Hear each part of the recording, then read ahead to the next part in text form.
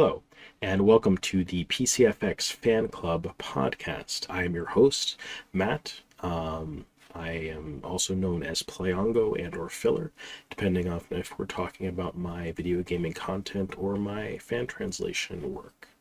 My co-host, Benjamin Yoder, and I are joined today by two folks who helped work on the translation patch, the English language unofficial translation patch for Team Innocent that was released recently.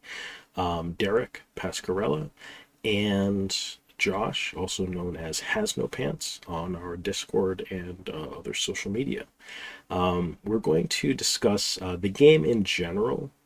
So hopefully you guys can learn something about Team Innocent if that's something you haven't delved into too much before.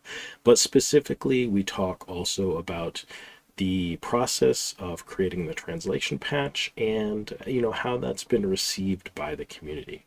So I hope you're looking forward to that discussion today, and let's go ahead and dive in. Thank you guys so much for coming on the show. And also, both of you guys are kind of I would say, correct me if I'm wrong, the lead people on the Team Innocent translation, with Has No Pants. I think pushing forward on, I don't know. I feel like you were kind of the elbow grease of the job. Has No Pants, or Josh? You want me to call you Josh or Has No Pants? Or Josh is fine. I would say that yeah, I definitely put a lot of hours into it, but I was definitely given the tools to do it by much smarter people than me, and much more experienced than me. So yeah, I mean, But I you're doing the definitely put a lot groundwork. of hours in. Yeah. Yeah. So that Josh's role in that kind of thing, and then Derek, you had a bit of a higher pulled back role, as far as I understand. Maybe project management might be the best description of what it is. I forget what you put for your title in there. Yeah, something like that. And also, I did a little bit of actual like hacking and tool development. Also, it was pretty matured, the project, in terms of tooling and all of the hacking efforts that Elmer, who you'll see in our Discord as user Cheeky Bug, had already done in the past. So really, it was kind of funny. I think if I remember correctly, right, Matt, it was there were some discussions about it would be great to revive this, get it over the finish line, and I kind of like unwittingly got roped into like, well, Derek's good at whipping people together. Let's just get him to kind of do it, and yeah, I guess that's kind of how it went. But I was happy to do it because, I mean, just like all of us here, I love the PCFX. So definitely not like my project by any means, but helping to organize, helping to get like a rhythm and a flow and something of like an assembly line going. And like I said, just a couple little hacks and tool additions. But outside of all that earlier work, the really heavy technical work, Josh here is the one who must have sunk in the most hours, like per capita, out of anybody easily. Definitely. Yeah, and I mean, it's what really put my mind at ease. I think, like, moving forward on this project in sort of the final 90% of it phase, like the sort of the finishing phase, was just having you on board, Derek, and I really appreciated that, because I was like, man, like how is this going to happen at this point? But like we really needed what Josh did on the project in particular, because like it was really missing, and like that I understand that on these projects I'm bad at that part, and thankfully Josh was extremely good at it, so I really appreciate that. He's playtester extraordinaire. He's gonna be helping with stuff like that on other projects until the day that either his wife drags him away from the computer permanently, or he parts this earth. One of the two. Yeah. Or get something worse than pneumonia. Yeah, that's right. You had pneumonia at one point from playtesting too hard and editing too hard. And to be honest with you, it wasn't that bad. It was just bad enough to where I got quarantined into here and got a lot of work done in like 5 days. So I think one thing that is, maybe, let's say I was detached from fan translation, let's say 5 years ago, Ben from 5 years ago, what he would say is probably that playtesting is probably I don't want to say the least important part, but I probably wouldn't rank it as highly on the chart of like needs. But I think obviously in seeing it directly, and I've done a little bit myself, and sometimes I'll kind of like underplay, like the role that playtester is, just because like I always am somebody who's just like, I I don't take compliments very well, so I'm always like lowering things. But looking at what Josh did and everything, I think it is, and kind of going to what Matt was saying, it is a very core part of the experience. And while it definitely takes some level of commitment and skill and things like that, I think it is probably less specialized in a way, but it still requires a lot of effort. If anything, it might be the most work intensive. Correct me if I'm wrong, but it seems like that is a very key role in getting translations done. And I will say, I wasn't the only playtester. We had other playtesters for sure. Ben, you mentioned you did some too. So, I definitely wasn't the only one. So, yeah. Well, I was just going to say, it definitely was, I think, very work intensive on this project in particular. I don't know if, you guys want to like address that maybe specifically. I know, Derek, you've had probably experience working on more projects. But I feel like Team Innocent needed a lot of playtesting in comparison to other games, that maybe I've playtested myself, or the other projects that I've been involved in. Yeah, well said. I mean, if I have to draw on my past experiences, every game can be a bit different. Like there's ones that I have started and led where I love the game so much, I'm so familiar with the game that as I'm writing tools to extract and reinsert assets like text or graphics, or as I'm working on assembly hacking, I'm playing the hell out of the game constantly. Where there's projects I've worked on where like I've had other people credited as play testers, but truth be told, like nobody play tested it more than me. So it depends. Sometimes you have cases like that. But Team Innocent was unique in that it wasn't just it wasn't like Josh was just going in there and saying, I just need to play the game and try to encounter as many things as possible and see them all. It was a case of, I need to do that, first of all, but he also had to, and I'm like talking about him like he's not in the friggin' room. he also had to. Josh, he passed away while testing Team Innocent. Not so innocent after all, huh? Not so innocent after all. No, but on top of that, it was text editing. So like all of the translation and editing, that filler, and Matt, what's the name of what's her name? Yeah, Aen Nihen. I say she. I don't even know. Doesn't matter. They, whatever. They, yeah. Okay. She's a she. So hey, every now and then I get it right. One of the unique components to what Josh was doing with playtesting was that we had all the original text that was translated and edited, but what he was doing was ensuring that it was all timed well with the lip movements of the actual character sprites.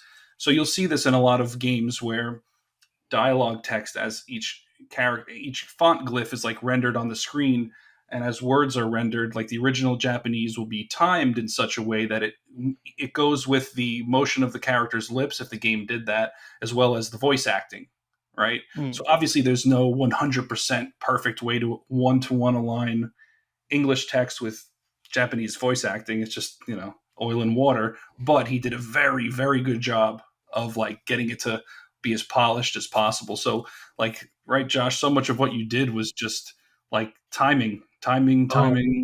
So just to give an idea, like because of the tool set that we had, which was really just, or at least I had, Mendefend, and that's it. I would just have to, and you couldn't do save states. So I would have to know where all of the conversations were and then save before it.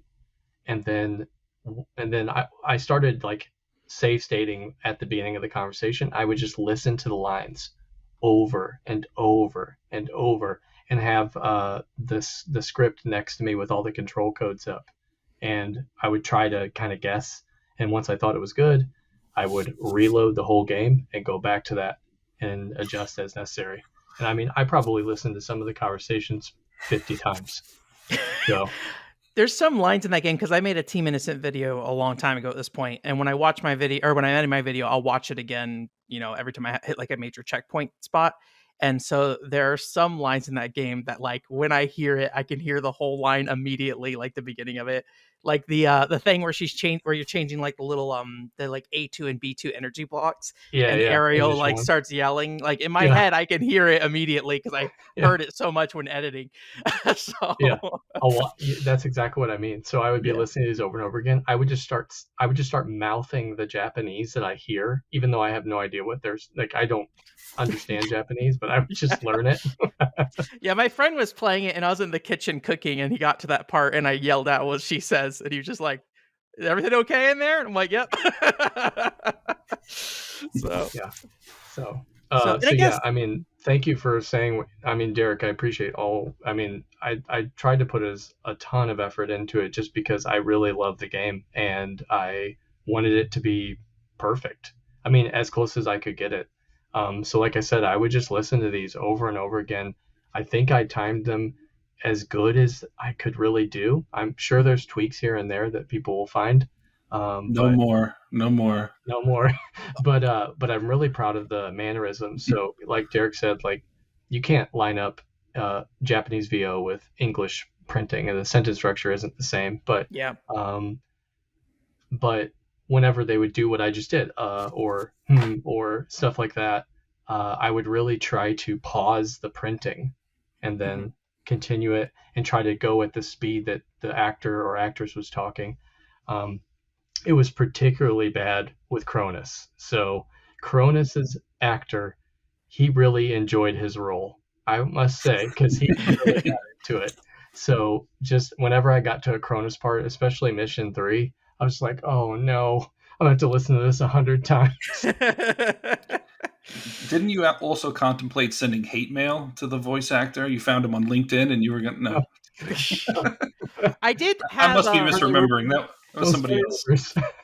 I didn't look into the voice actor for him, but on Twitter when we posted it, one of the Japanese PCFX community people they mentioned the voice actor for Kronos because I made one trailer that used his voice acting Really good. primarily, and Really good. he was just like, "Oh, the amazing voice of this voice actor. It's good to Yeah. hear it again," kind of thing. So Having heard them all so much, I would yeah, say he's probably the best one. And they were all pretty good, but I yeah. mean, especially, the main, there's only a few, there's only main characters, mainly. So, but Cronus's actor, I think, is probably the best. Yeah, I was looking at the credits page a bit earlier, and I was using Moby Games, so the credits are only as complete as games are populated in Moby Games. But I think it was Lilith's voice actor had the most other credits of everybody else on there. It's closer to like 25 or 26, and I think like Saki, the voice actor still does voice work, but it's like primarily Dragon Ball Z games that she's listed for.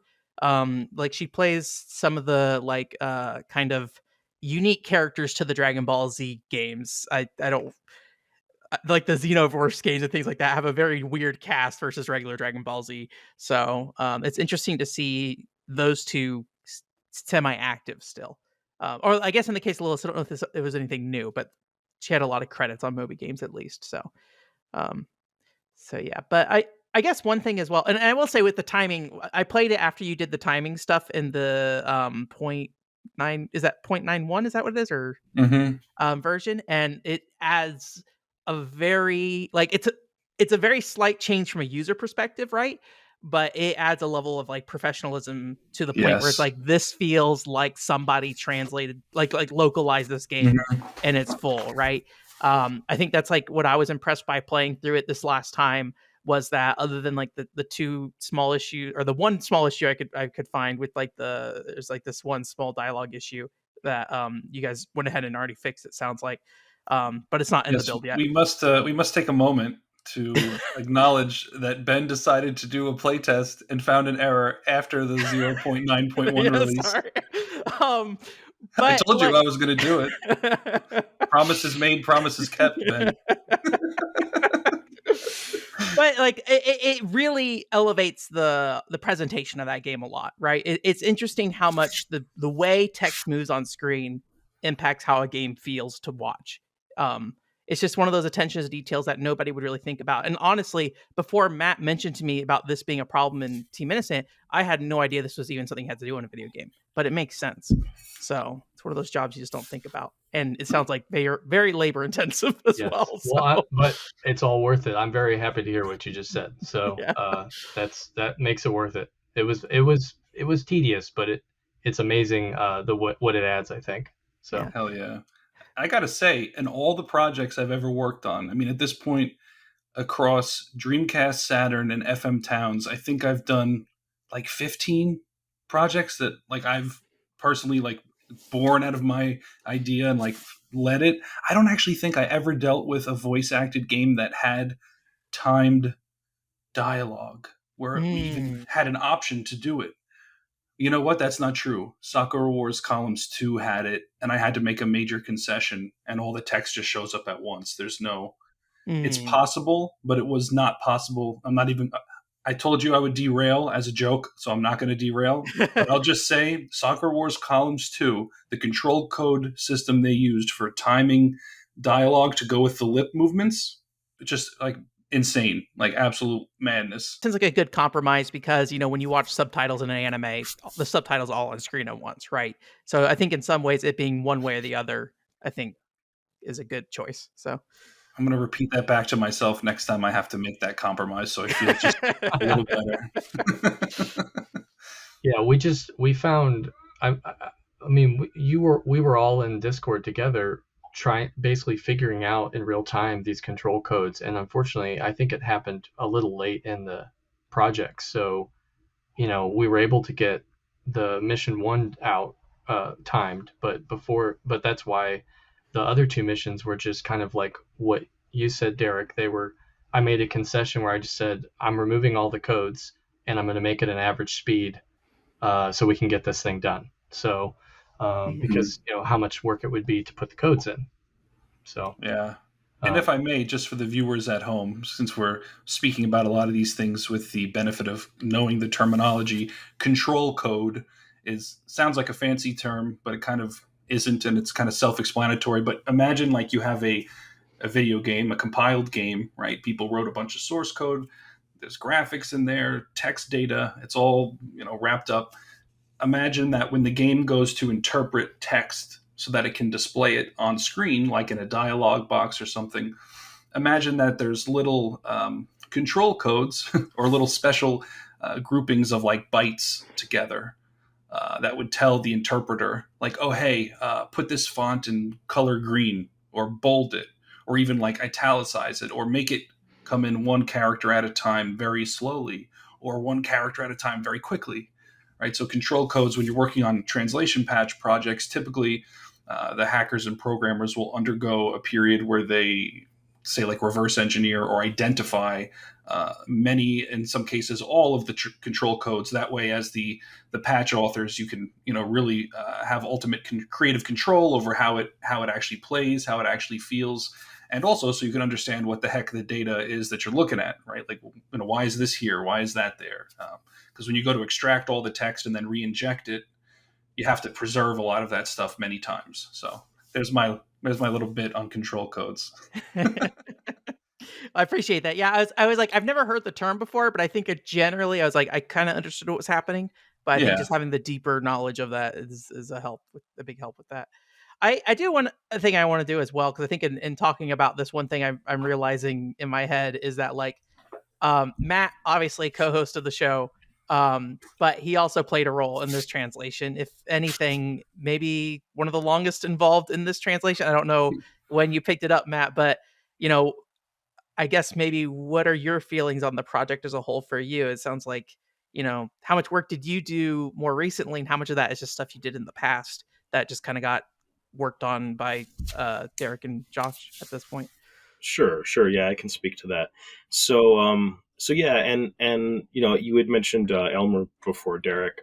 So Esper Knight actually kind of did the main like script dumping and sort of script insertion work for this project. Which I think we've basically used pretty much intact through the whole process. I was trying to remember, like, how did we end up working on Team Innocent in particular, right? Yeah. Because that's sort of one of the things that I want to explore a little bit in our discussion. Is like, why people are interested in this game in particular. Throughout the years, I believe I have also been interested in getting community feedback. Like, what do people want to see translated for this system? I know I've done a poll on uh, the PC Engine Software Bible forum, I believe. I think I did a poll way back on RPG One's forum, specifically about PCFX games. So I think consistently throughout the years, people have said, the highest scored game has been Team Innocent. Like, that's what people want to see translated on the PCFX. So yeah. So I mean, this was like I said, about circa 2009. Esper Knight dumped a script and kind of got that set up as like a Atlas script, I think. Mhm. And I went ahead and translated that. So like once we kind of got that going, I forget a little bit like when um, Elmer came in and I think did some work on the font, I believe. We did have an old website, so there is some information on there about it. But I think we'd been working with the project over a couple of years or something like that, and I think Elmer and Sam I am had done work on Chojin Heiki Zeroigar.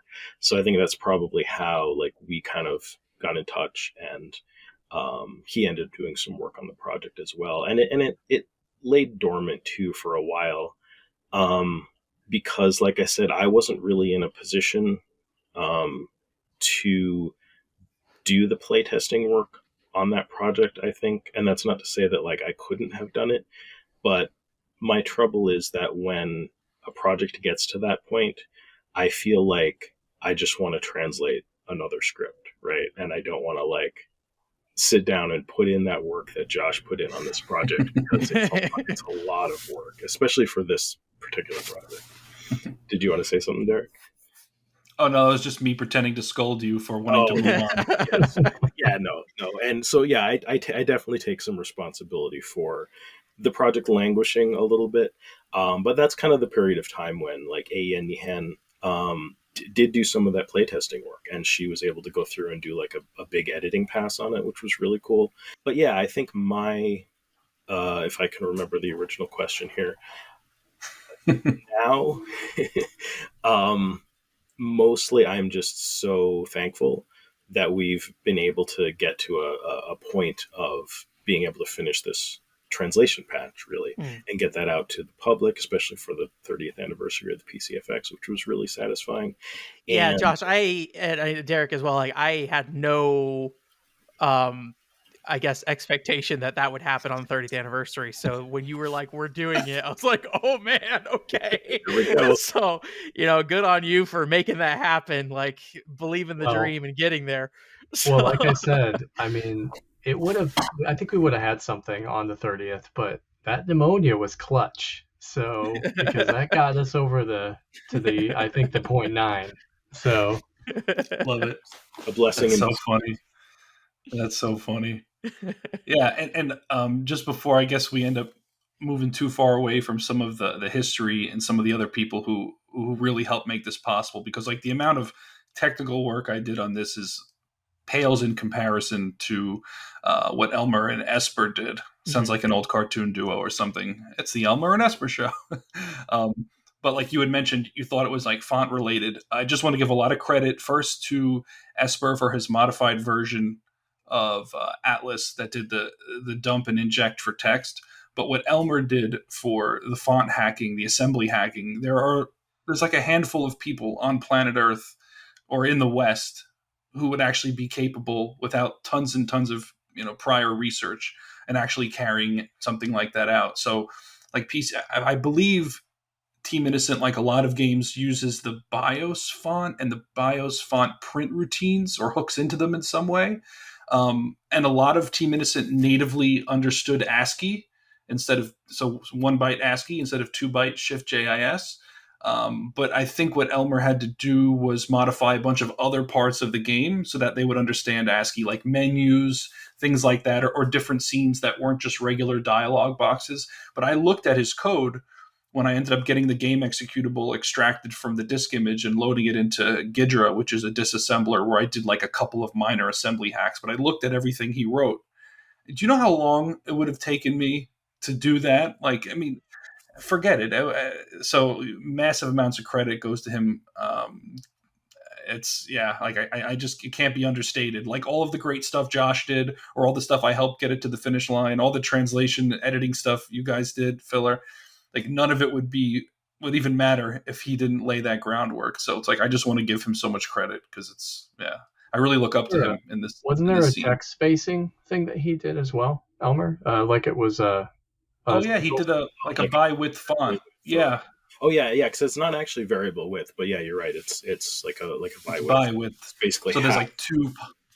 Yeah, so like I's, J's, L's, like lowercase, there'll be less space between that and the next glyph, and then the rest of the Latin alphabet would have a certain space. But the by width font looks beautiful, and like for people that don't think about it, like if you go to open up Microsoft Word, for example, and you just start typing, that's a variable width font there, where like you type a lowercase I, it's going to be very close to the letter before it and the letter after it, right?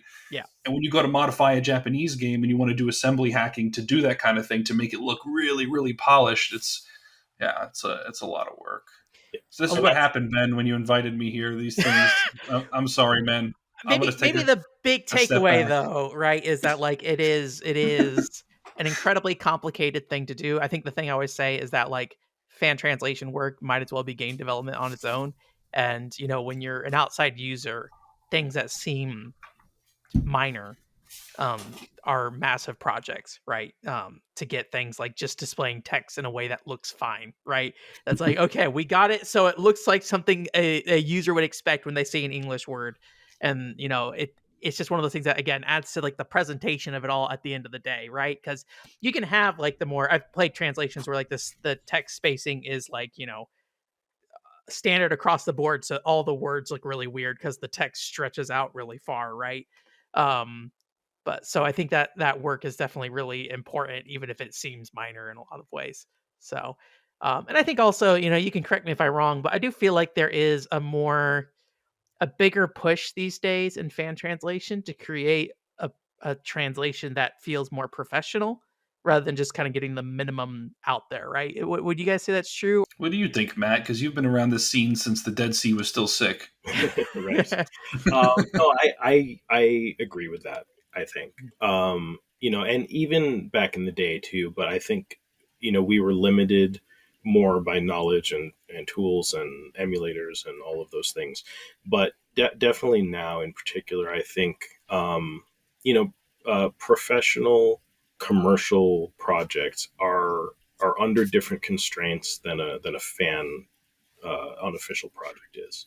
So I think the luxury that we have doing that is that we can we can have a vision, and we can really try to make that a reality in a way that sometimes the people who are working under the constraints of, hey, like we have X amount of time because we have X amount of budget, and this project is being managed by the publisher and the translation company, and all of those things, right? There are just like there are more concessions and compromises, I think, that you're going to have to make on professional translations than there are on these unofficial translations that we do. So certainly some people are just going to like work to their skill level and the amount of effort that they're willing to put in, and sometimes that is equal to or not quite up to par to like professional translations. But I think more often than not, you're actually getting something that more has gone into it, and you've gotten a product that's actually going to be better than what you see professionally a lot of the time. Mm-hmm. Yeah. I would say enhanced tooling. I think you kind of mentioned that, Matt. Like better tooling as time goes by. I mean, when I look at translation patches for like a fifth gen console or something done in the early 2000s, I'm just like mind blown that with the tooling that was available, somebody was intelligent enough and clever enough to make ends meet, especially if it's of a very high caliber. Like, if the Mm-hmm. quality is quite good. But yeah, as tooling gets better and better, as debuggers for different emulators get better, as we have better disassemblers, especially with like Ghidra, it just makes so many things so much easier than it used to be. Um, yeah, you're going to see more people really being able to like manipulate and mold these games into doing the will of the folks doing the patch. So yeah, Does very any of interesting though. the work on Team Innocent kind of push forward the tools for PCFX a whole, or are a lot of those tools specific to Team Innocent, so it can't really be applied to future translations? So Esper Knight's modified version of Atlas that does the extract and inject.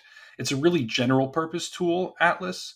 If a game stores text data like in an uncompressed, let's call it like quasi standard way, a tool like Atlas and other tools like that can do extract and injects and pointer updates and such. The new assembly code that Elmer wrote for some of the font hacking, potentially some of that could be seen as reusable if it is related to like BIOS font rendering routines. And I'm probably misspeaking because I don't know the intricate details, but some of that could potentially be reused. I think the one thing, like just for me personally, wanting to move forward on more PCFX patches, I learned for the first time working on this how to like find the executable inside the giant CD-ROM image. Because just another thing, PCFX CDs, it's not like a file system, like an ISO file system where you take a CD and you throw it into your computer and you can browse files. It's just a giant ROM, just like PC Engine.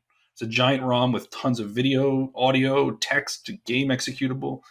So like learning how to take that executable out, find where it is, and load it into Ghidra, so I could see all the assembly and make like some changes and write new stuff, and also what I found out with like Mednafin's graphics debugger, so I could do like the one graphic editing I did for Team Innocent for Saki's name, like stuff like that. To me personally, that's like game changing because I had no idea how to do any of that. It's not documented. There's nobody out there talking about this any place, except maybe our little Discord.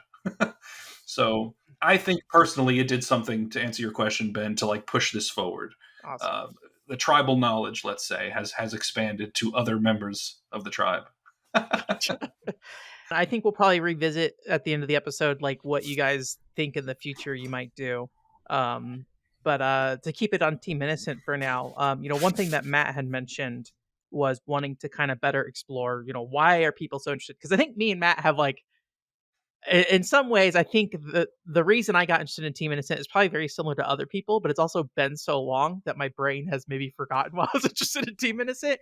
And so I'm curious. I think, Josh, you mentioned before, you're like, this game was super exciting to you. Like before you got involved in this project, like what was the thing that kind of drove you to, do what you did, I guess, right? Like what made you get involved in the first place, or what made you love the game before even that? Well, I got a PCFX in the early, well, not early, like mid 2000s, a while ago, and I spent some time with it. Played some weird games like Konpeki no Kantai and some other stuff. You are the only person I know who's played that, Zinky. And I still have like amazing respect for you. Well, after the podcast, I went back and I tried to play it again. I was like, "Oh, I bet I remember how to." No, don't remember how to play the game. Like 8,000 menus. So yeah. So I'd have to get back on that bicycle and learn again. But I did play Team Innocent back then, and I was like, "Oh, this is cool." I really like the environment and the music a lot, but I didn't have any idea what was happening because I don't speak Japanese. Back then, we're talking like 15 years ago.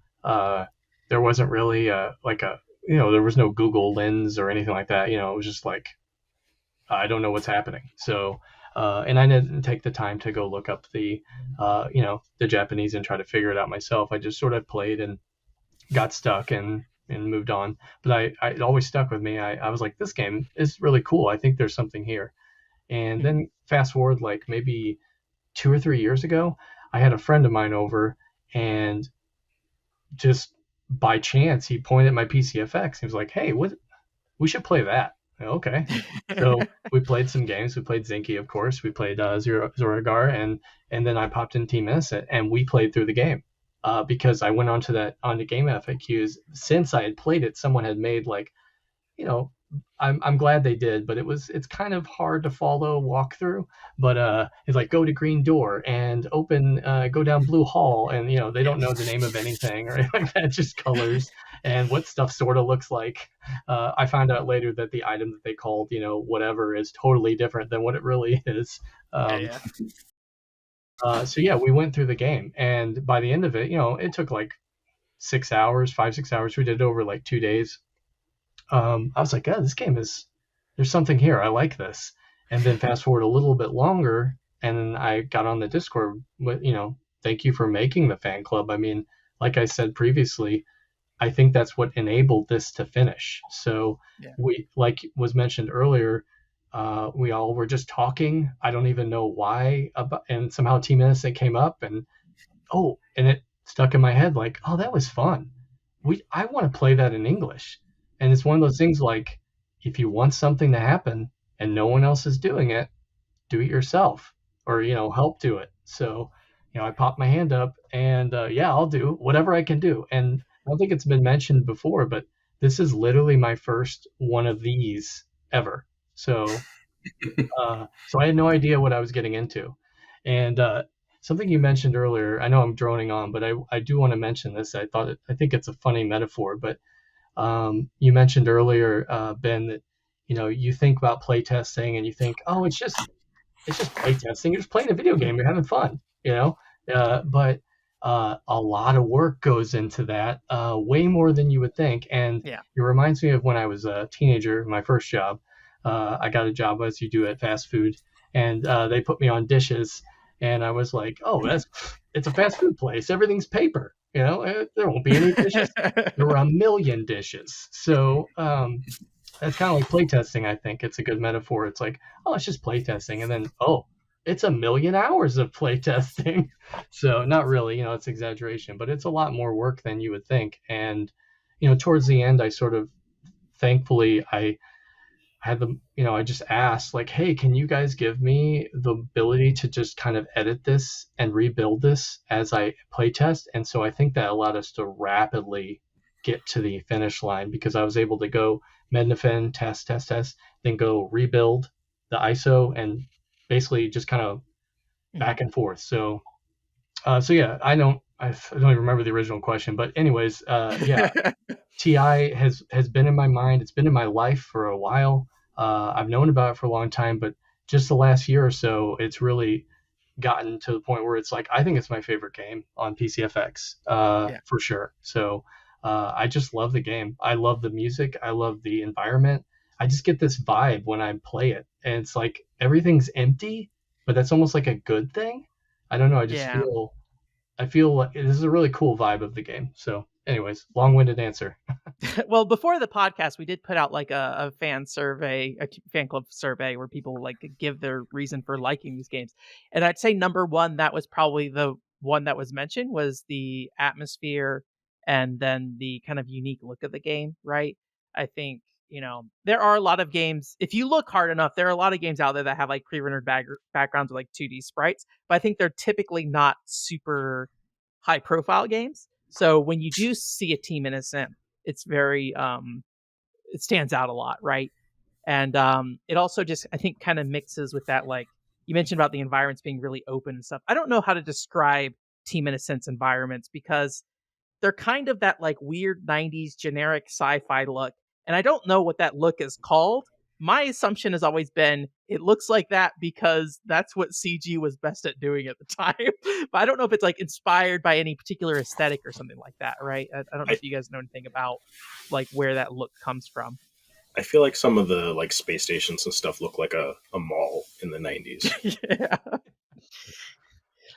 It is a lot of like very flat shaded texture kind of stuff. And some of that I think is definitely like CG limitations. Like one thing I found out when I was looking into the staff of this game is and if you look at the art that we uploaded a while ago for Team Innocent, like the concept art, there's two different segments, one for character designs and one for mecha designs. And apparently the mecha designs includes everything from the space stations to the robots and all that stuff, and like the ships. And apparently the artist for that is the artist who does the mech designs in Armored Core. and is still doing the Armored Core mech designs today, apparently. But like those are very detailed designs that he has in concept art, right? So a lot of it got lost in kind of the transition process to that kind of like 3D CG kind of thing. But I think if you look at things like Final Fantasy VII, a lot of their CG has a very similar look. So just having it applied to a background in some ways is, I don't know, kind of interesting. I just wish I better understood how to describe that other than like 90s space station look. Everyone knows what you mean when you say it, though. So, I mean, Derek, for you, I know it sounds like you kind of like, in terms of getting into the project, you weren't as directly involved, but like, what drew you to Team Innocent, or was it more of just, I'm heeding the call, the Derek symbols in the sky, and it's time to work on Team Innocent? well, yeah, I mean, good question. So I love the PCFX ever since I got into it, however many years ago it was. Not a long, long time ago. I'm like relatively recent, maybe like 4 years, something like that.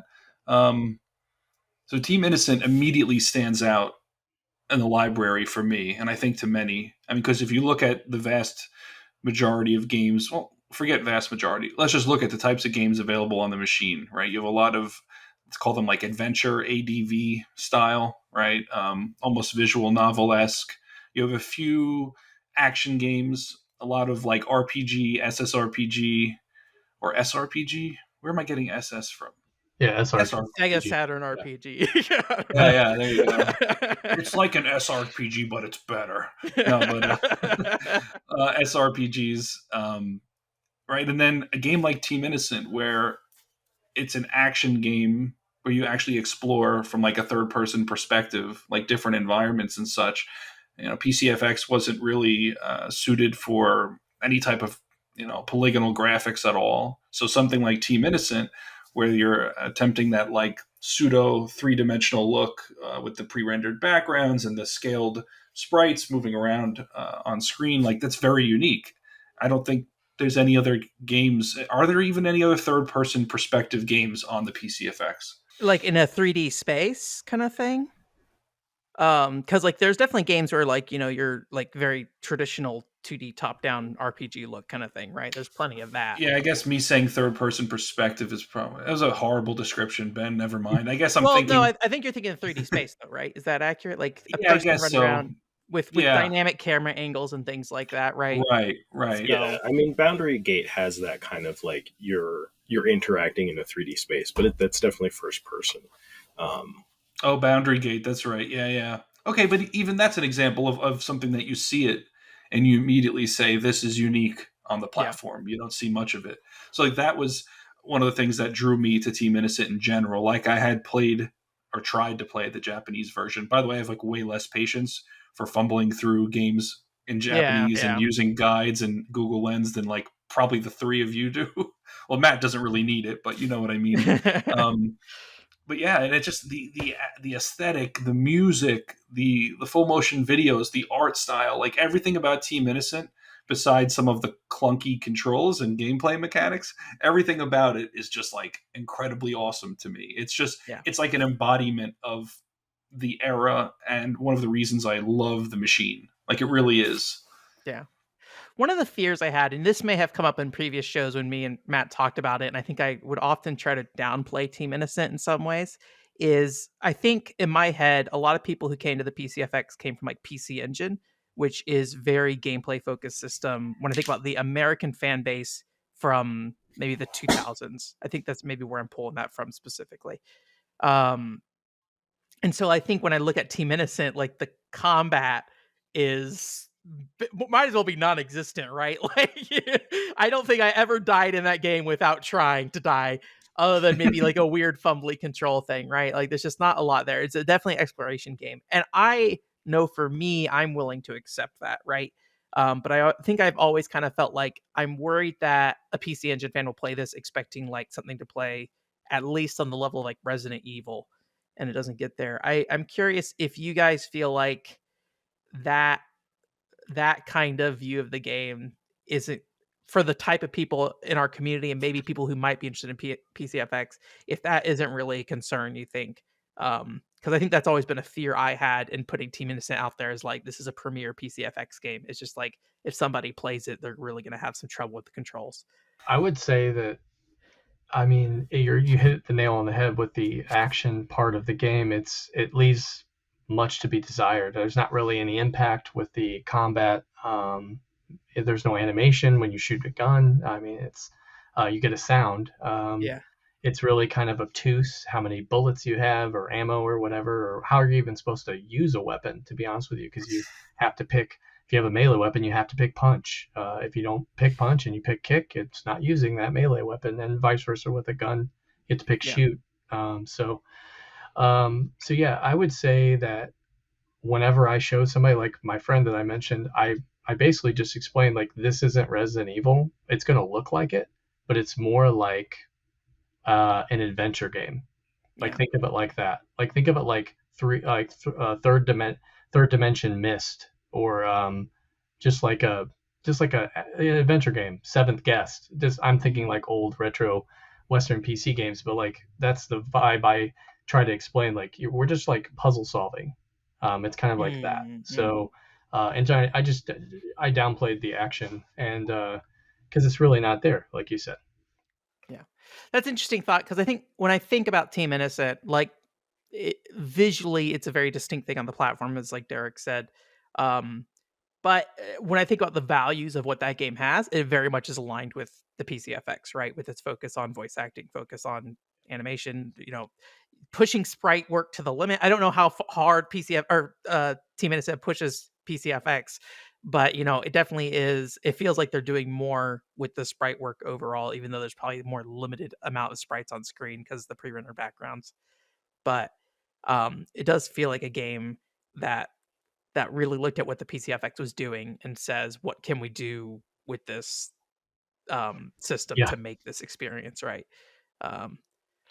Which I guess at the time you did see it, a lot of games were limited by the hardware and stuff, like Alone in the Dark even, it's, instead of having a sprite character, it's just a very low polygon character, right, that walks around. So, and I've never played Alone in the Dark to have any context. I'm curious how Alone in the Dark plays versus Team Innocent. Alone in the Dark is a good comparison, to be honest with you, Mhm. because it's very much, to me, my opinion, it's more focused on the adventure that you're having, and clues and puzzle solving, and the action's kind of like a backseat. And Resident Yeah. Evil is actions front and center. And oh, by the way, we have some keys that are, spade key and king key, and you got a slight puzzle over here, push a box, Yeah. but that's it. So. But that's some people. I mean, I love Resident Evil. I'm not to downplay that. Oh yeah. Resident Evil's great. So I would say I would hesitate to compare Team Innocent to Resident Evil. It's very at the very surface level, maybe kind of a survival horror kind of game, but Yeah. not really. Yeah, I think that's true. Even like looking at the story, like, yeah, sure, the music is kind of like foreboding, but the second somebody talks, it's like we're out on vacation, just chatting a little bit, just We have Ariel. I poking mean, fun. the comic relief. So we have Ariel in the game. So Ariel, Lilith is just like, oh, you found a zombie, huh? Well, I mean, technically, there's no life luck signs with on the that. radar, so like nobody seems concerned about what's happening. Really, it's just like, this is, yeah, we go to zombie spaceships every day. This is the cleanup job we have. So I think it's good, though, a good way to present it, because I haven't played Alone in the Dark, but I think maybe the assumption I've always made about Alone in the Dark is that it played as well, like, maybe not as well, but had a similar value set as Resident Evil, because people always connected those two, right? Whenever people go like, oh, it's the missing link with Resident Evil, between Alone in the Dark and Resident Evil, I'm like, I don't think most people saw Team Innocent. Like, I mean, maybe they did, but I don't think the survival horror boom, people were looking back at Team Innocent all that much.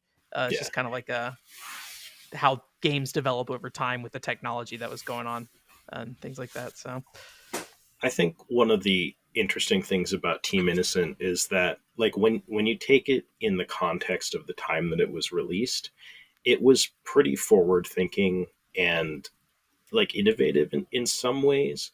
And I don't know that that's even that it's doing a lot of things that are super unique, but it's sort of synthesizing bits of the zeitgeist at the time, I think.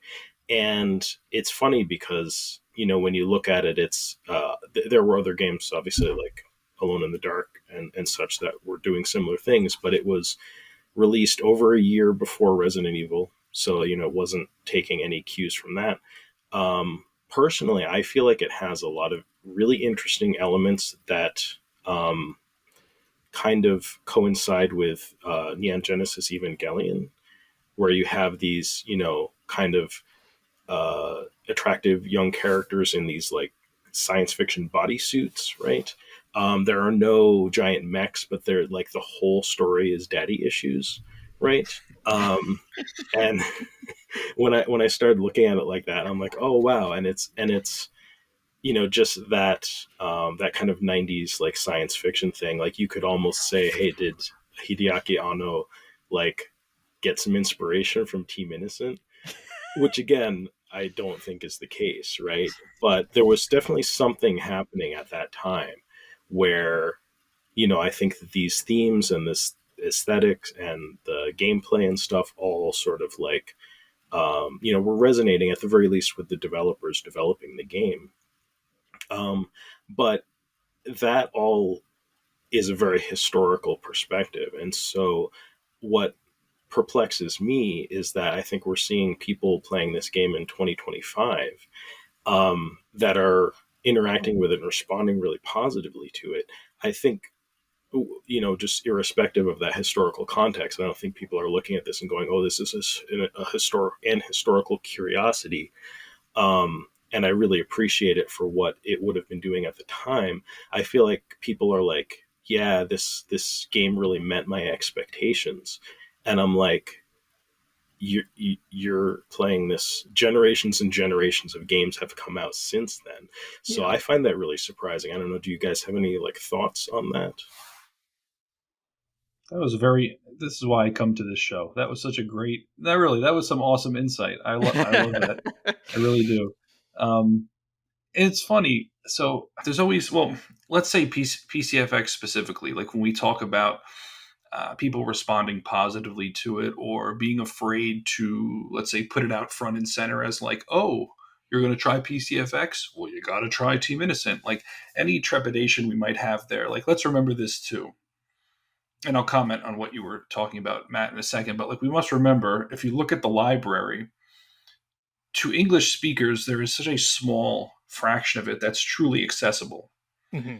So, first of all, if you're somebody who's actually looking to endeavor to get into this machine, people aren't going to pick it up, I think, looking for things that are wrong with it. Like, oh yeah, it wasn't enough this, it was too much that. Like, just to be able to, and I'm saying this not just from a perspective of somebody who worked on this project, but someone who enjoys old Japanese games in general across many, many different architectures.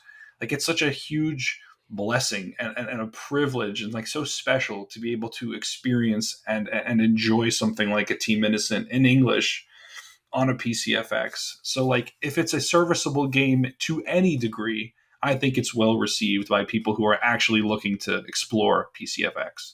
Yeah. And then kind of the last thing I would say based on what you were kind of putting out there, Matt, like people enjoying it without necessarily having like that historical lens, right?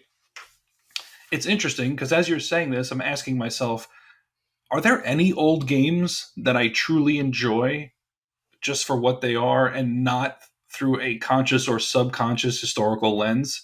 Mm-hmm. And I don't even know if you can, I feel like it's inextricably linked. Like those two things are married for anybody who likes old stuff, old music, old technology, old games, old computers. Like a huge part of it, I think, for a lot of us is that historical context, knowing what we're experiencing is part of something that came before. Yes. So, like, does Team Innocent stand up on its own in terms of its story and its gameplay mechanics and its overall presentation in 2025? It's almost hard for me to like even answer that outside of that historical awareness. I just think it's awesome. It makes a lot of sense, yeah. Especially if you're digging this game up and downloading a patch and playing it on an emulator. You're very aware that you're playing a 30-year-old game. I'm going to just move forward in life believing that it was a huge inspiration for Evangelion. I'm choosing to adopt that into my let's call it my faith, my core belief system. I've actually popped into a few streams of people streaming the patch since it came out, and surprised at the response of the streamer and their chat. People, I guess it is just has more legs than I expected. Um, I exactly what you said. I don't know why. I don't know if it's the lack of historical context or the having the historical context or just that they are enjoying a fun game. I hope it's the last, but um, yeah, I agree. Like it just seems I'm just kind of blown away. I wasn't expecting the response for the most Yeah. part that I've seen. So No, I feel the same way.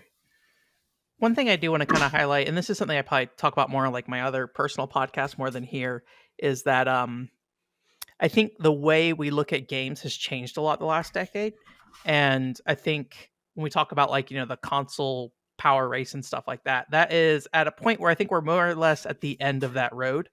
And I think what you're seeing is more appreciation for the way a game looks rather than like, how much like sweat can we portray on this character, something like that, right? And so I feel like it's like maybe due to necessity, people have diversified how they appreciate the aesthetics of a game a bit more, even in a more like mainstream sense, right? The thing I'm not so certain about is that like generationally, how is that playing out, right? Like, does somebody who is 20, like, are they like looking at Team Innocent being like, oh, or is it just like the people like us who have like, the old like 90s anime experience kind of thing, and then so that part of our brain starts to light up when we see Team Innocent. We're like, look at this, look at this, look at this. So it's interesting. It's something that I am trying to better understand, but it's a little challenging to like, as someone who is now almost 35, get in contact with people who are 20 and just like enjoying old video games and stuff like that, right? To like kind of get idea of like why are they so enthralled by how these games look. I think the further a game goes back in time, the more it becomes good to just like, or people just look at it as art versus a product. If we were playing Team Innocent as it just came out, I think there's people who would review it as a product, and then that would maybe give you a different result for how people receive it, kind of thing. So that's always been kind of my thought in this space. And like, I feel like I'm still trying to understand that is like, why do people like this stuff today as much? And is it just people my age, or is it a greater thing that's happening? Because, obviously I'm surrounded by people my age. So it's interesting though. Josh, you had played Team Innocent before. Both me and you, we played it in Japanese. Derek, I think you said you didn't play it through Japanese, right? You just kind of like touched it, but didn't really finish it, right? Right, yeah. Um, Just a touch. And Matt, did you play Team Innocent before you knew enough Japanese to get through it, or were you always kind of good to get through that story on your own? No, I played Team Innocent when I basically knew zero Japanese. And I know I got through the first mission, I believe, and probably played around a little bit with the second mission, and that was the extent of it. But that was, back when my buddy had a PCFX in like 96, Yeah, 97. Yeah. So I'd be curious, and maybe Josh, I'll maybe frame this towards you, since I think you're probably more recent in this regard and playing through the whole thing. Playing it through in Japanese and then playing it through in English. What do you feel like was the biggest change in how you perceived the game through that? Like, what was the biggest benefit of getting this game presented in English for you? it's going to sound, I mean, it's the first thing that comes to the front of mind. It's going to sound almost too basic, but really the emotion of the characters. Like, since I didn't know what they were saying, I didn't have any attachment to the characters or like what was they were going through. But I don't want to spoil anything, but basically it gets pretty emotional and actually gets kind of deeper than you expect at the end. You're sort of having a conversation that's like a question that's kind of a very deep question. And I had no idea before. It was like, I don't know what's happening. They're yelling at each other. This one looks like she's going to cry, but I don't know why. So it's kind of, that's the first thing that comes to mind, is like, as basic as that, is just empathizing with the characters, mainly, the girls, Saki, Lilith, and Ariel. And their situation. So that was the big once. And I got that before I don't know. I mean, so I didn't get that with my friend a couple years ago when we went through the walkthrough. Still didn't know what was happening. Yeah. Just saw everyone yelling at each other. But when I started helping you all with the translation, one of the first things I did when I had access to that script text, even though I didn't know how to do the build or anything, is I just read the lines. So I basically just like read the movie. I was like, oh, that's what was happening. Oh, okay. Before I'd even had finished the game fully one time. Yeah. Well, in English. So that's the first thing that comes to mind whenever you ask that question. Yeah. I was I think one of the things that's interesting, and we're not going to go too deep about the end, I think, or at least try our best to avoid it. So hopefully you don't have to worry about spoilers. But I think the thing that was interesting to me is that like it doesn't really end on a strong conclusion. I think it ends it ends more on a question, and just kind of ends it there. And I thought that was the thing that I took away most from the game and playing it through English. I think it probably was like there's this really interesting interaction towards the end of the game. I think mission 1 and 2, you get little drips of what's going to happen, but mission 3 is where everything kind of goes, right? And so I think mission 1 and 2 was something that I'm somebody who's played a lot of games in Japanese and trying to just like appreciate it just despite not knowing anything, right? And being able to read body language, how people voice tone and things like that is like really important. I feel like most of mission 1 and 2, even though you're maybe not getting the specific jokes, you're not necessarily getting Ariel telling Saki to lose some weight or something, even though they're like twig girls already, right? There's little jokes throughout there, but you can kind of like feel what's happening, right? You can feel the tone, you can feel what's going on, and you can feel how different it is versus other games in this space, right? Because a lot of games, if they're taking this more, you know, foreboding kind of tone, they're not having those kind of like playful dialogue sequences, or maybe the fun of it is maybe less intended. Like they hired a bunch of English voice actors in Japan and the delivery on everything is awful, and so it's really fun to listen to, right? It's funny, it's intentionally funny, maybe that's what I'm trying to say there, right? And so you can kind of get that feeling. But yeah, mission 3 I think is like where you're probably going to lose the most, not knowing um any Japanese, and I think that's like the really big thing. And that brings me something to mind. I don't think we've mentioned, even though anyone that's played and gone to the README and downloaded the patch read the README, because we do. One of the things Filler did, like among many things, but like more recently, right? I don't think you mentioned that you subtitled the FMVs, and I'll just say that in mission 3, there's like 1, 2, 3, and there's like 3 in a row almost, in like kind of one area. And you just get like a knowledge dump of like what's going on, the backstory, where we're going. There's one of them kind of in mission 2, but it's really helpful that Filler you did that and put it out there so people. I would highly recommend watching those, and with the subtitles if you don't know Japanese, because there's a big knowledge dump there. So. Yeah, I really appreciate you mentioning that. Yeah, unfortunately, like I do, I've seen some streams or videos of people playing the game, and it seems like they just haven't really read the README and sort of like discovered that is a possibility. So yeah, it is definitely, there's a lot of exposition that happens in those, and I'm really glad I was able to have the opportunity to translate those, and yeah, I mean, just from a technical perspective, I think that's one of the trickiest things about the PCFX is just, being able to find some way to subtitle, like even if it was easier to dub a video and then put it in, it's challenging. It may or may not be different for each game. But, I think you were able to just record some video. There's like I think maybe 7 FMVs technically total, and there's a YouTube playlist for those. It's unlisted, so you're not going to be able to search for it, but anyone can watch that. All right, Derek, hack the game and then put a like code in that's like says you'll find the code in the README, and they can't boot the game until they read the README. A QR code. We can just have in the text the dialogue before it comes up. It shows a YouTube URL. Yeah, I think one thing, and Derek, you might be the one to best extrapolate on this, because I've seen a lot of people make a lot of statements about the FMV of being like, oh, it's probably going to be in the next patch version kind of thing. And I think that's a big question mark when I hear from you from it. And also, Chojin Heki's Roigar, when that got translated, that did get subtitles baked into the game. What are the biggest challenges to doing that? And like, what do you think is like the biggest difference between what happened with Roigar versus Team Innocent? Even if it's just like down to just technical difference between the games or something like that. So I guess to put it out there, people should have very low expectations for there being, and this is for why we did a version 0.9 and then a 0.9.1 for all of the updates and not a true 1.0.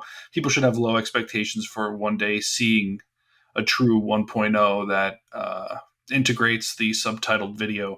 But it's extremely challenging, partially because of the fact that, I mean, this is just coming from my perspective and the types of systems I'm used to working on.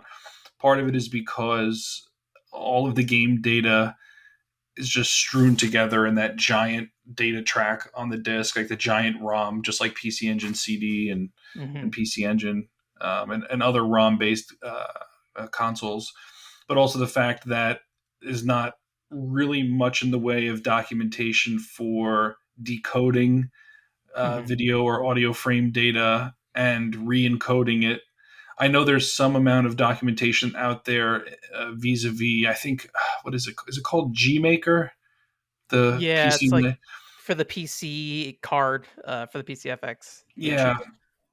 Yeah, and I do believe there's some documentation in there, but there's no telling if every game is using all of this, all of these formats. There is that guy, I can't believe I'm forgetting his name. He had that project where he was trying to extract all of the still images, all the video frames from as many PCFX games as he could, and then upscale them, and then mux in the audio and upload it to YouTube. He's got a bunch of ones from Team Innocent on there, a few others. I think that's Aaron Nato, right? I think. Yeah, that sounds familiar. Okay. So he actually gave me his tools. I spoke with Elmer about ways they did it for Zero Eiger. Elmer talked to me about the methods and such that he used for that. And one of the things that made that unique was that, and I'm pretty sure I'm getting the long and short of this correct. Mm-hmm. The video was not, let's call it like full frame, and they actually like injected and extended out the frame at the bottom. So like added additional video data so that where the subtitle, because if you notice when you play it, it almost looks like it's, I don't want to say like letterbox or widescreen, but you'll see there's like the black margins and you'll see the subtitles are below it. So like they actually, instead of like re-encoding all of the video, they didn't. They just injected additional video frame data so it would like extend out the frame and display it below what was there before. So that massively works to preserve the original video quality. Like for any of these older machines, when you take the original FMVs and then re-encode with subtitles, you're often taking a substantial loss in quality because you don't have the source material, right? Sometimes I'll try to seek out, by the way, like source material. Like Love Hina on Dreamcast is one of the ones actually that Matt and I and some other people are working on. For the intro, it's just the anime intro. So I sourced it from my own DVDs that I have. And so now the game is actually using a nice high quality source video with subtitles baked in. Obviously not an option for Team Innocent, but yeah, it's just a challenge across the board. It's something where, like anything in the ROM hacking space, if you locked me in a room and like I had no familial or employment responsibilities whatsoever, like long enough, deathly ill, and you just have nothing else to do. Walking pneumonia. Yeah. I could figure it out, but it's just, man, my free time for stuff like that is waning with every passing day. So I wouldn't expect it, but I would love to be able to do it because, man, that would just make it so, just the whole experience would be just so much more polished and put together to have those subtitles there. So you don't have to, like, even when I was playing this game, and I didn't even complete the patch, by the way, I haven't even played it all the way through. I'm such a poser, but I'm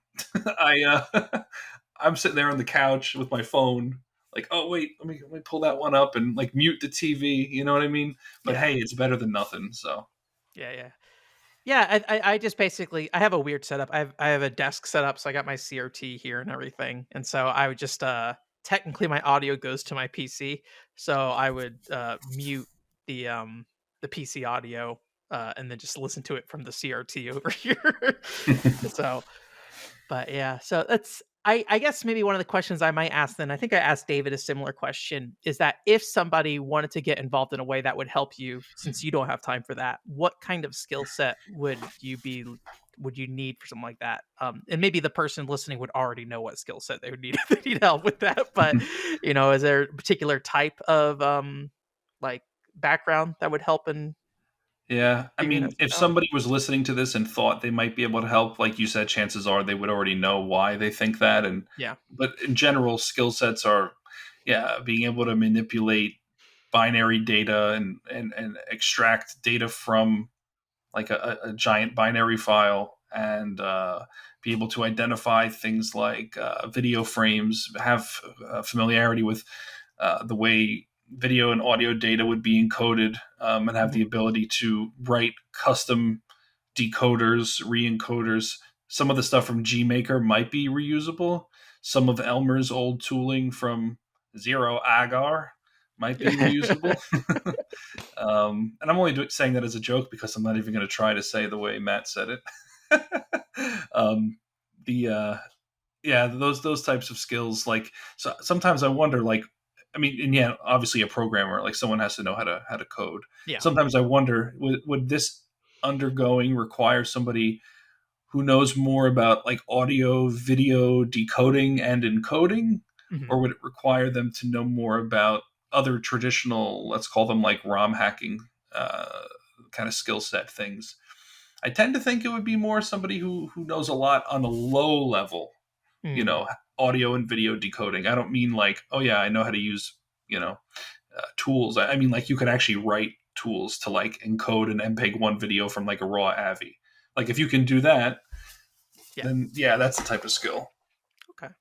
And I assume just if they ever wanted to reach out to you, just PCFX fan club Discord, just messaging or adding you there might be the best way. Or Yeah, yeah. And if they stumble on the README for the patch, it's hosted on my GitHub, and Mhm. there's a million ways to contact me through there, my website, Yeah, the artist formerly known as Twitter, you name it. I'm all Y- over.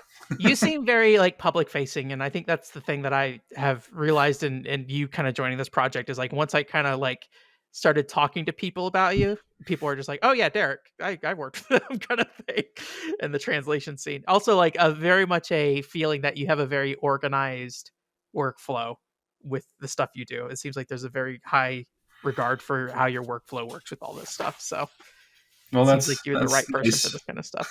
So I'm doing some stuff with Derek now, and I will say that very organized in a good way. Um, Compared to Team Innocent, that was like my first thing. Like, oh, this is how they all are, right? And then yeah. I start helping Derek with something, and I'm like, oh my gosh, this is much more organized and put together. So in a good way. So I Few bef- oh, go few ahead. testing challenges are going to be, I think, as high a bar as Team Innocent. I think it was singularly. Yeah. It's best to yeah, start with the worst, right? Because then right, everything gets exactly. easier from there. Well, this is nowhere near as bad as Team Innocent was. So, As long as I've got you guys here, and I think this is, for all three of you, and maybe I'll chime in with my opinion too. I wouldn't mind hearing like what do you think Team Innocent does successfully? Like what do you think is kind of the most successful things that Team Innocent accomplishes? you'll go first, Derek, or me? Well, you're definitely going to have a better answer as someone who's played it a million times. So let me get my short answer out. But I think this kind of ties back into what we were saying before, guys, about the lens, the historical context, and the lens at which, or excuse me, through which we look at these old games. One of the things that has always so immensely attracted me to old Japanese games was that, and you said this before, Josh, about the story and the emotion and the complex themes.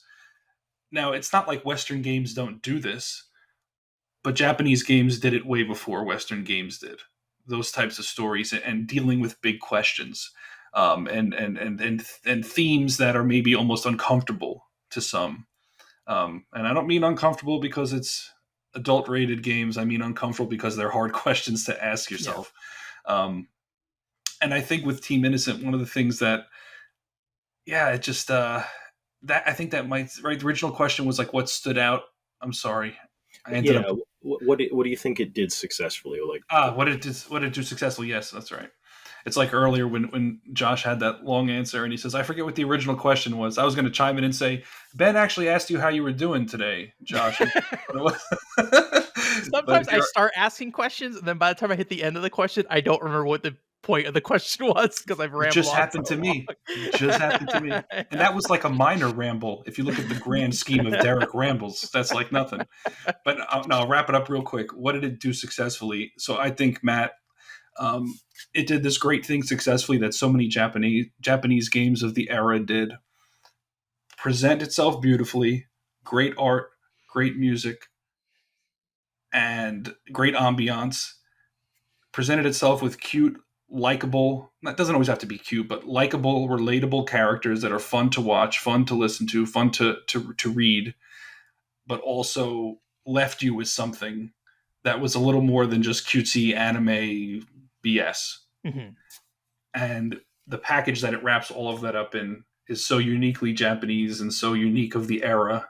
I'm reminded of games like Police Knots that I believe does that extremely well. And that's the kind of feeling I got from it. So that's what I think it did successfully. And it sold units for NEC, obviously. NEC was gangbusters after that. Yeah. And he's still alive today because of Team Innocent. I asked a guy at a trade show recently. He said it's true. I met a guy at the NEC booth. He said it's true. It's true.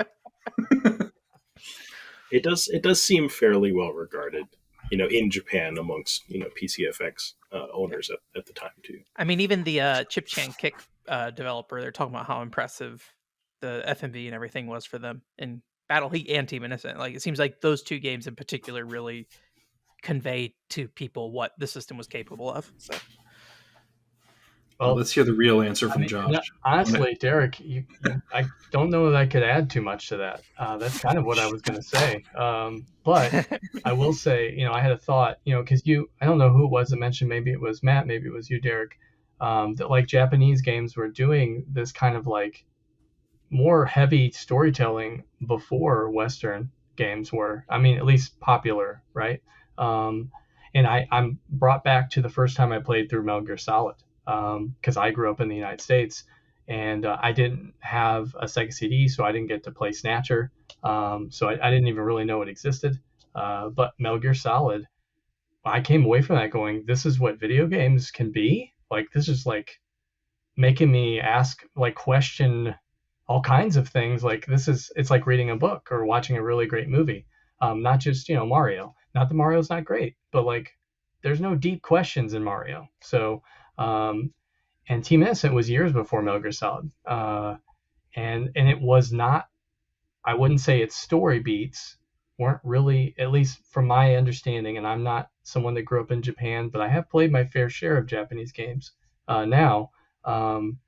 It was kind of it wasn't like an exception. It was kind of like somewhat normal, like to have a lot of these games that had really deep, like questions that they were asking, deeper than you would expect for a video game. And like you said, Derek, it's got this anime vibe. It's, kind of cutesy at times. They're cracking jokes and stuff. But then, like I said previously, which I won't spoil, I promise, but by the end of the game, at least for me, I was like, man, this is actually kind of deep. They're asking a question that I've seen before. I've seen that in like TV shows and movies and stuff, kind of like a really deep question. So I wasn't really expecting that, at the initial outset. So yeah, everything you said, Derek, is kind of what I would have said. I agree. Yeah, and one thing that we talked about in a previous episode was Takashi Meijing had mentioned the fact that he said the appetite in Japan was becoming more and more towards strong storytelling, and that was a big part of why they were looking at technology that would help them tell stories, right?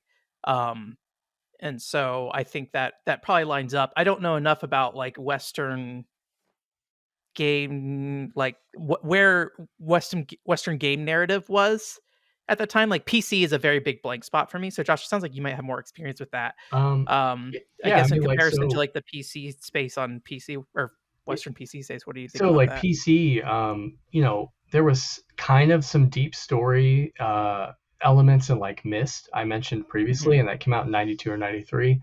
So kind of before that. But it's just an adventure game. It was a very popular adventure game, actually. If I bring you back to that time, like so many people played it. Not really the greatest game, but it did have some deep questions, especially if you spent all the time reading all of the books and everything in the game. But I don't know why, but Metal Gear Solid is just a touch point, I think, for Western game development and Final Fantasy VII. Popular Western video games that came from Japan, and it's just like, whoa, this is what? So, and I just recently got into the PC-88, which is even much earlier than that. And going through that library is like, first of all, experiencing a Nintendo, like an NES, that you never knew existed. It'd be like if you were from a different planet and you just fell onto the Nintendo library and like, oh my gosh, look at all these games. So PC-88 is just loaded with all those, and some of the games have like kind of a deep story, very cinematic for the time, late 80s. I tell you, the Japanese, they know how to make video games, and they have for a lot longer than it was really popular in the West. So, I mean, we certainly started stuff with arcades and stuff with just simple games, like shooting games and, platformers and stuff. But it seems like the story heavy, deep game, which is popular now, as you guys probably know if you play modern games, it seems like its roots are kind of that late 90s from my telling, at least the beginning of it becoming popular. And really the PlayStation, I think, is the touch point for the West. So at least my opinion. I do kind of feel like that era of games kind of sets the direction of video games going forward forever, right? I feel like we are still in some ways living in the shadow of PlayStation, Saturn, and 64, and what those set out to do, which I think is part of like why some people get like a little iffy about like where games are at today, because like, oh, we've been doing this for so long now, and I feel like a lot of that stuff was started there, right? Established, and like the technology needed to tell those stories really started to get set there. The PCFX hardware, I think we've heard it described as a super graphics with an FMV component basically before from some people. I don't know PC Engine very well.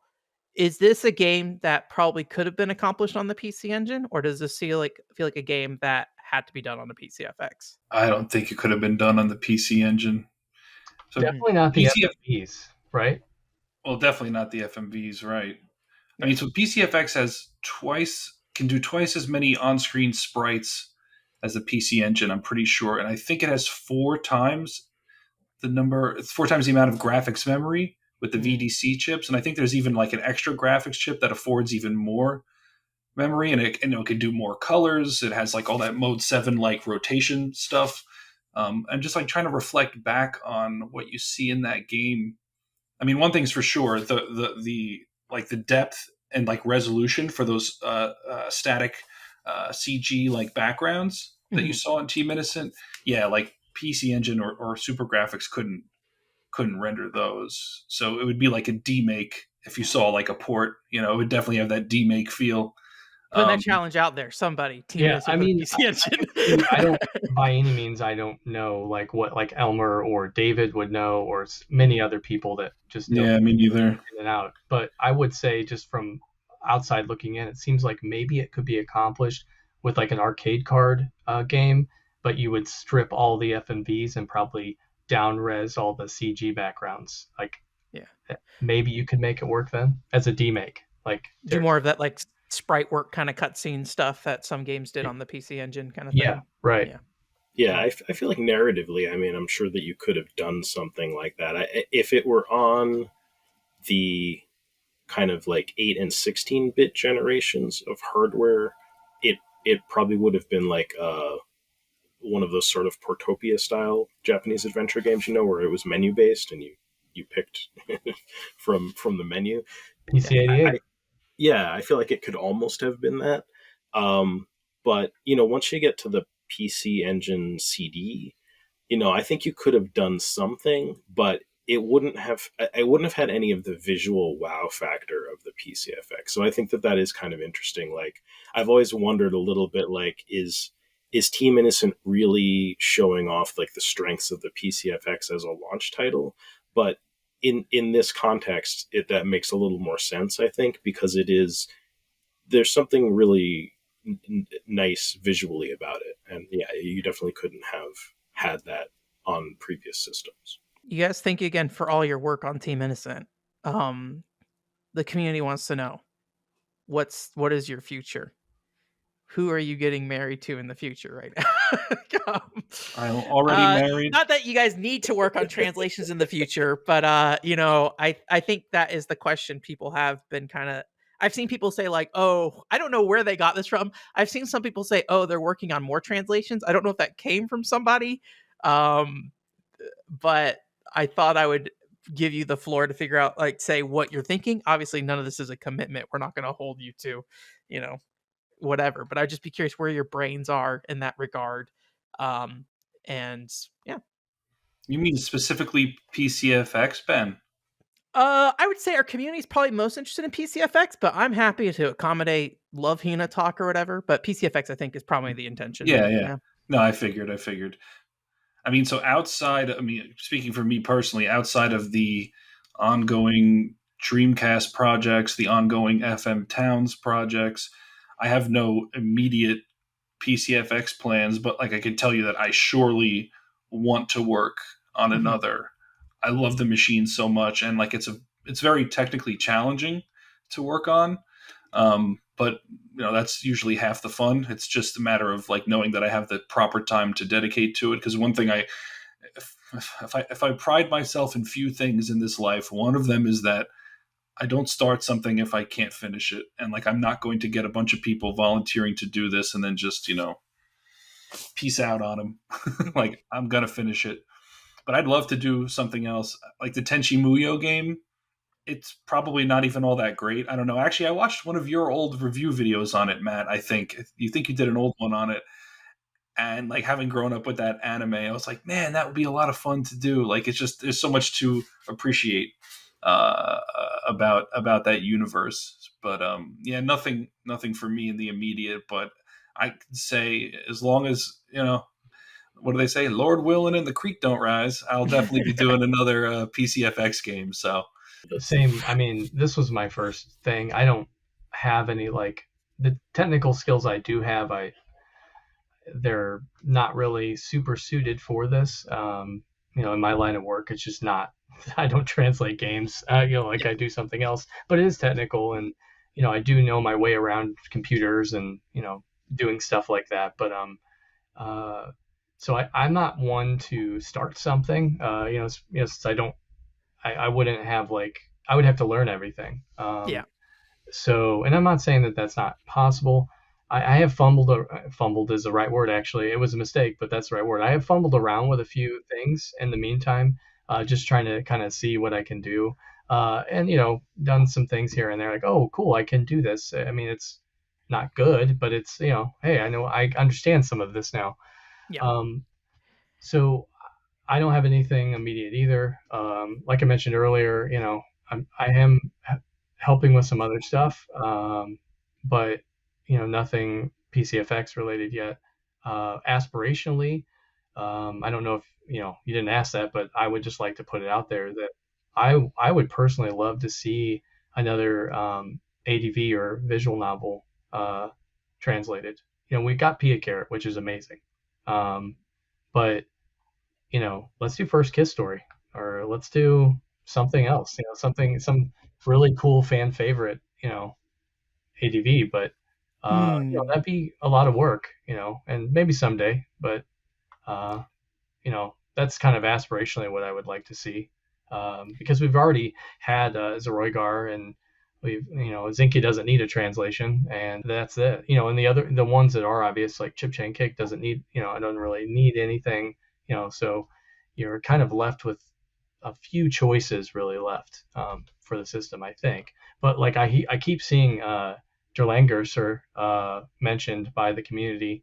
I don't have a clue what that would take to do. I would love to see that. I love strategy RPG games, and that would be great. But I don't even know how we would start that. With something like Der Langrisser and even like those FMV, not FMV, but like adventure games, text based kind of adventures and whatnot. I think that the nice thing about that is that in I mean, maybe it's at least from my perspective, I feel like those are going to be easier projects. I mean, I did say that like Team Innocent was sort of singularly challenging, um, but there's more translation involved, I think, with those kind of games, and there is a lot of work. I mean, in terms of there's going to be text that needs to be changed, there's going to be there's going to be a lot of things, but I think the playtesting process, the translation process, and probably in a lot of ways the hacking process is going to be a bit more straightforward. And so, I would love to see more projects like that happen as well. Um, I think I have fallen into a mindset which I'm starting to wonder, maybe something is going on or I'm overreacting a little bit. But I personally really want to see some of the games on the system that I think are going to play well with a more of a general gaming audience, that I think are just really good games, like Der Langrisser, for instance. Stuff like Boundary Gate or Miraculum or um, you know Power Dolls or something like that, where I think that they're a little bit more traditionally um, game genres that I think people enjoy playing outside of their narrative. Like you said, there are anime based games that I think are really enticing, and there's also just like some of these games where the narrative really is the game, but they're really quite wonderful. I know, Ben in particular has played through First Kiss Story and really enjoyed it. Actually, I kind of forget if you had, Josh, but yeah, yeah, it's a favorite, I think, of a lot of ours. So I would love to see that game done. Personally, I would just love to see all of them done. But as Derek is very aware, I'm not always the fastest or have the kind of time that I want. Any of us do really to do this work, and so I do feel a little bit um, kind of forced into a situation where I'm like, I don't know how many translation projects, I'm really going to get to do. And so, do I focus on the ones that I think are the highest priority, or do I focus on, what's the most fun, or just what people are willing to work on? And, I think we just have to see how it goes. One thing that I am uh, hopeful about is that Esperdite and I did work on other projects. So one in particular, I believe there's what should be a fully translated script for Ojo Sama Sosamo, to kind of spill the beans on that. And so that could be a project we could kind of hit the ground running on if we were able to do something similar to Team Innocent and just try to work on getting that finished up. And there are other projects that I've done work on. Oh My Goddess for the PCFX. There are other scripts that we have dumped that it would just need myself or any other translator to just dive into and just translate for however long it takes, 6 months, a year, 2 years, and get those banged out. So I'd love to see all kinds of things happen for the PCFX, but I'm really I'm kind of by necessity tempering my expectations, and we'll see what happens. I am curious if so we haven't really I don't think we've ever formally asked our community like what they would be interested in. Would you want to include like create a poll that goes up with this episode? This is like, hey, top 3, check, check, check, and then people can submit and we just get an idea. Not that that's a commitment to anything, but you get a community look at what exactly is going on in Like terms I of said, interest. I've done that over the years, so like I do have a little bit of an idea, but it's always good, I Yeah. think, to get some feedback. And we have a lot of new people in the community since TI. So many people have joined the fan club. Unless you're against it, I'll in the link of this episode I will include a thing, and I'll also make a post in the community just like, hey, what are you looking for? Unless you're just like, no, I don't want that. I don't want to know. I'm translating Shanghai, dang it. Yeah, as long as people realize it's just strictly like, hey, just out of curiosity, what are Yeah. it's really just to gauge how people are feeling about Yeah. the untranslated library. But like a lot of it, Matt, and I don't want to hear you criticize yourself. You are you can't say you're slow. You are all reliable. So you don't. I can't tell you the number of people who've joined translation projects and just disappeared, and it's immensely frustrating. But not Matt. But I was going to say, it's like it is interesting because there's like all these different metrics you can use for like attacking a new project. It's like, well, is it one that people want to see? Is it one that I want to see? Is it one that enough people who are willing to do the work want to see? And I honestly think that third one is really the major criteria. Like, it doesn't matter how much I care or you care or they care. It's like, Yeah. do enough people mutually care to put in the effort, you know? Yeah, I think that is definitely the number one. Is Yeah, because because- if you don't have the people there, the rest of it doesn't matter, right? You need Yeah, people who are that's what I've found. You know, and Yeah. I do agree. Like, I mean, I know I lived it. I put a lot of hours into it over the last year. But I mean, not to say that all of you, like Derek and Filler and everyone else, you guys put tons of hours in it too.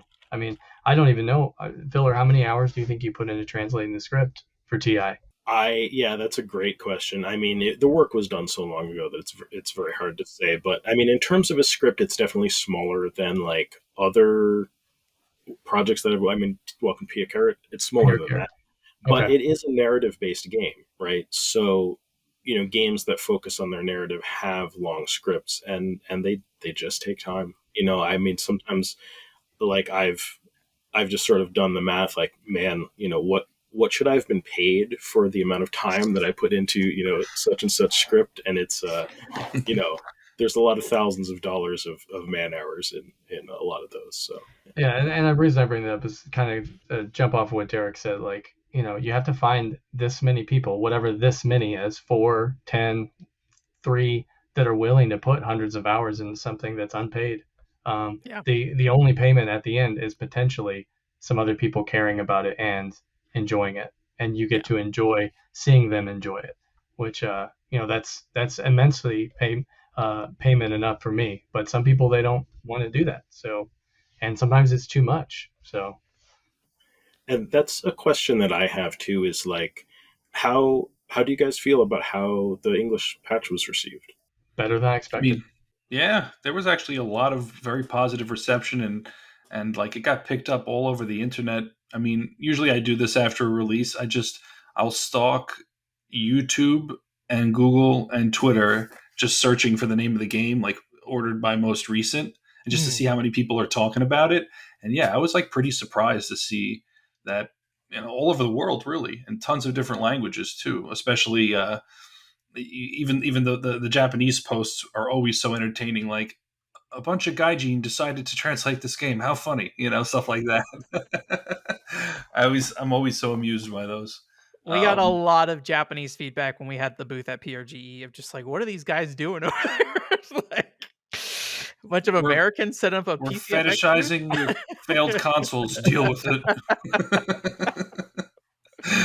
So yeah, I think that is the big thing, is like, yeah, if you want it, and like as Josh said earlier, like if you want it to get done, you have to kind of do it yourself in a lot of these situations. So as long as enough people come together that are willing to push that, that's kind of where it's at. And sometimes that just, I mean, in the case of Josh, I think like that you got, obviously it's a team effort, but it does feel like you were the primary push in the kind of the last part of it to get it done, right? And so I think that was definitely needed.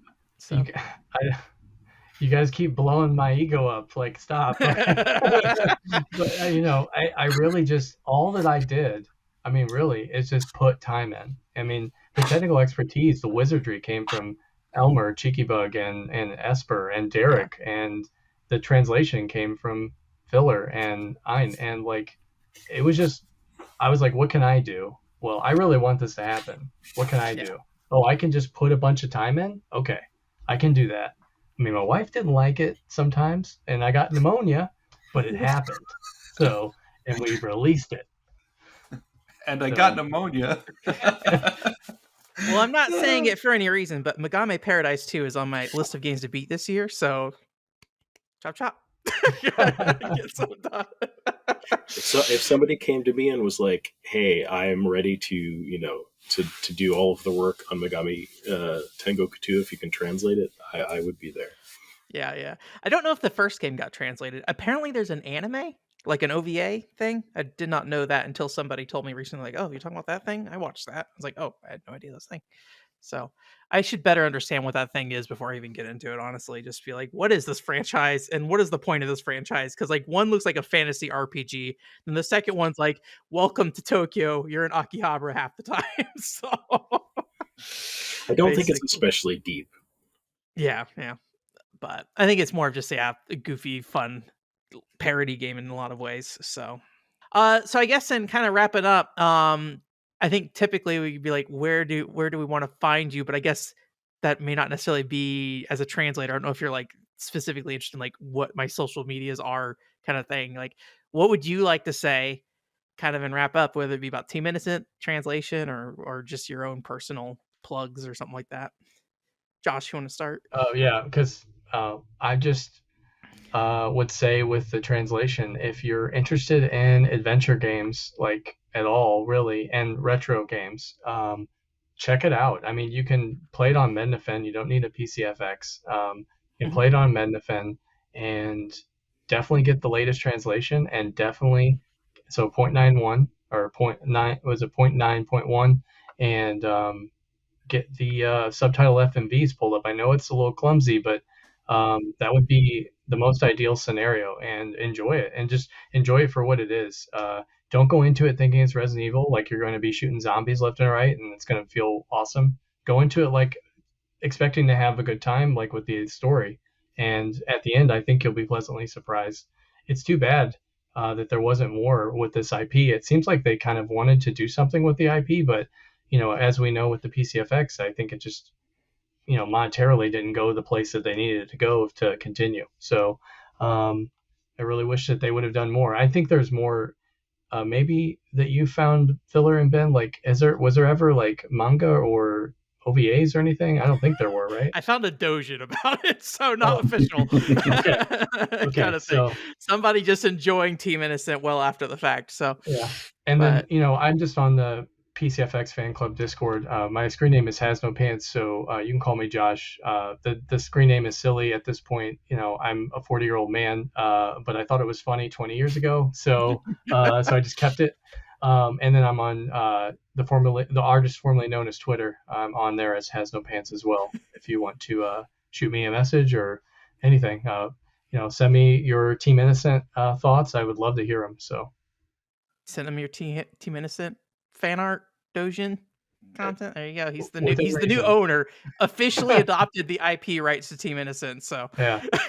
Did you look up? Did Hudson? I mean, I'm assuming the IP is abandoned, right? Like a Team Innocent name was never renewed, right? Like a Who trademark, owns I'd that? assume that's well Yeah. abandoned or something like Yeah. that. I don't understand that stuff super well.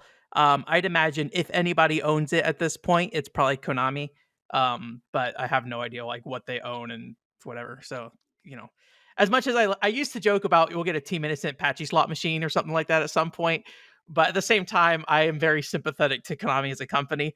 In terms of maybe not a company, as I think they make some really good games and have been for a long time that people kind of ignore. So as much as I make that joke, I actually don't mean it. So I guess I say this anytime I talk about any of these projects is, can't do it without other people. And I'm just eternally grateful that anybody wants to also volunteer their time to work with me to bring any of these things to make them a reality. And it's very rewarding. But yeah, if anybody wants to get a hold of me, dreamcastforever.com is my personal website. And there's a contact page and all my socials, all my different forum user account profiles are linked there. So you can find me in any number of ways, and feel free to contact me for any reason at all. And I'll try to answer you. And if especially if you really, really are interested in working on a translation patch project and you mean it. if you recommended one of your other translations to somebody who played and enjoyed Team Innocent, what would it be? All the games I've worked on are so vastly different Yeah. from the gameplay mechanics of Team Innocent. If you like anime girls and you like puzzle games, Sakura Wars Columns 2, I don't know.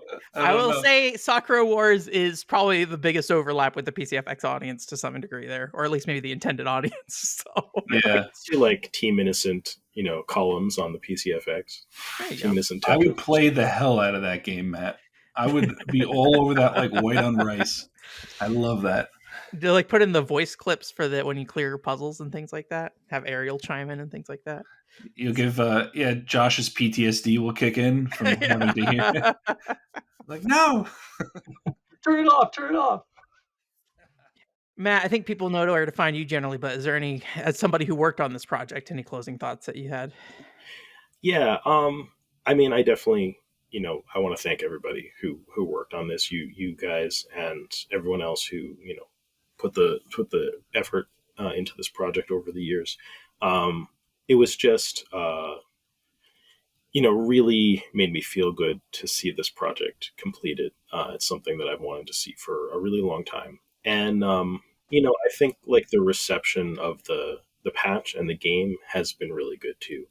Um, I think one of the things that I've been surprised about is just seeing people enjoy the personality of the game, and just sort of like there's little things in it, the random deaths that you can unlock. It's like they even kind of count towards your score at the end of the game. Tomb Raider fans will love Team Innocent. Yeah. Gory ways you can kill Saki. So there's little character moments you get, and I think what we've kind of touched on here is I think the overall presentation of the game is pretty strong. The music, the visuals, all of it. So I'm just really glad that more people can check that out, and I think if finally getting this project completed, and having a patch out there for people to check out, has given more people a chance to look at the PCFX and kind of go, oh, like this is another example that doesn't really fit the narrative that I think has been built up around the PCFX over the years. I think that we were really successful in getting something out there that people can enjoy and kind of give them an excuse to take a second look at the PCFX. So I'm super happy with that.